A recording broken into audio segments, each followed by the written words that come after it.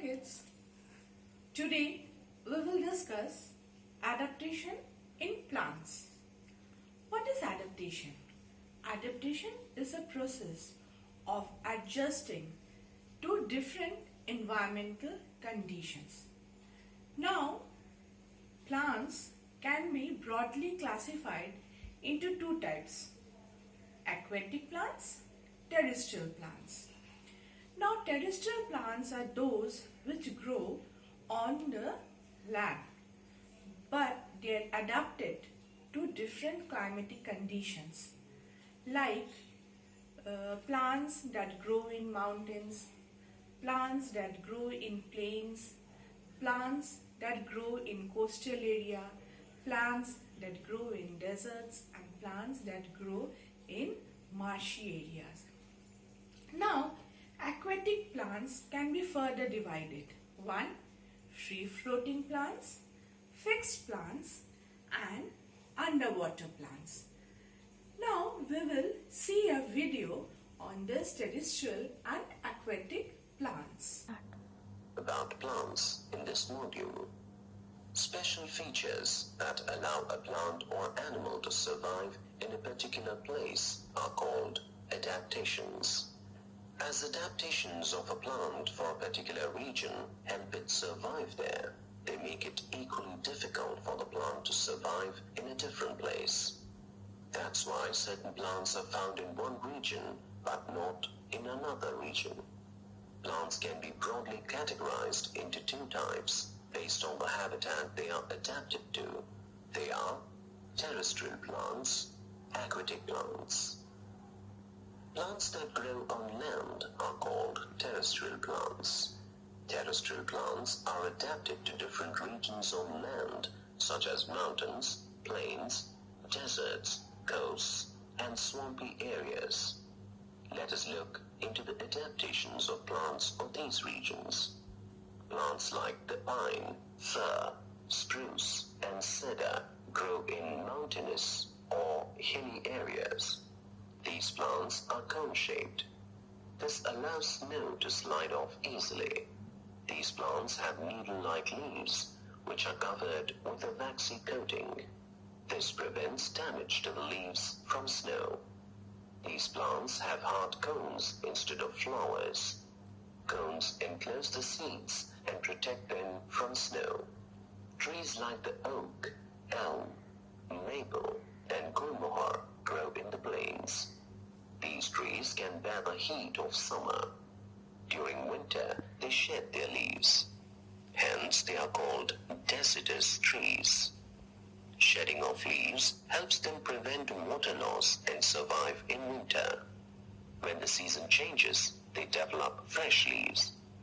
The desert areas are covered with sand and receive very little rain. Hence, plants like the cactus, prickly pear, and date palms, which need very little water to survive, grow here. These plants have roots that grow deep or spread widely. This helps them absorb more of the available water. The plants either do not have any leaves or their leaves are reduced to spines.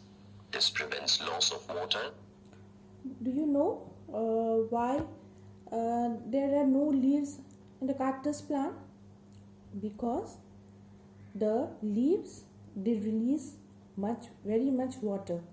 Okay, and as there is scarcity of water in desert areas, so the leaves, they are modified into spines or stems, which does not release much water. And the stems in the desert plants, they act as leaves. They prepare food for the plants.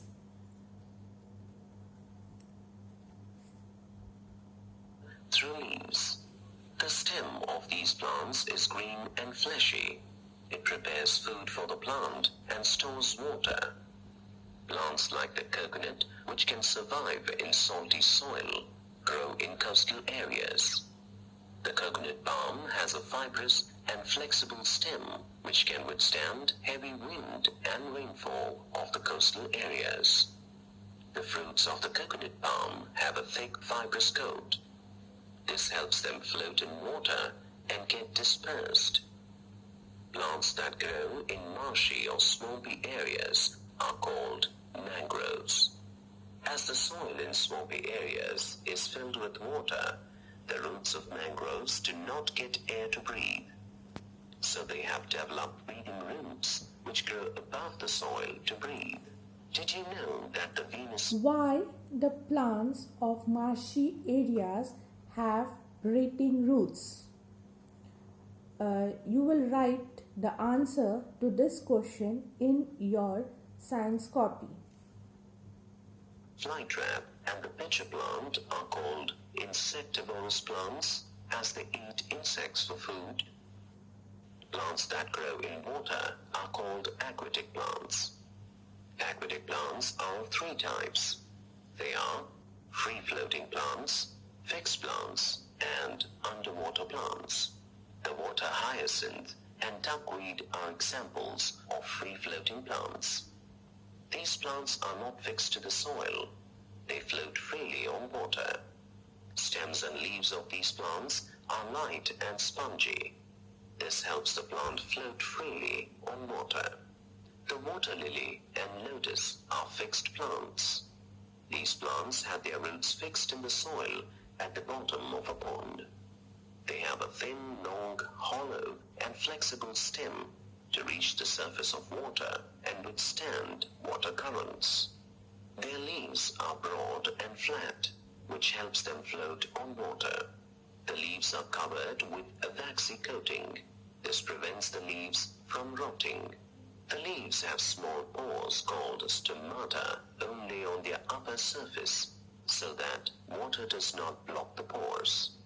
The flowers are large and bright, which help them float and attract pollinators, respectively.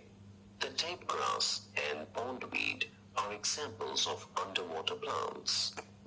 These plants grow completely underwater and are not visible above the surface of water. Their roots are fixed to the soil at the bottom of a water body. They have thin, narrow leaves to withstand water currents, and the leaves do not have any stomata. These plants breathe through their body surface. One more question you will write in your copy. Where is stomata present in an aquatic plant? Hope you have understood till here. Thank you.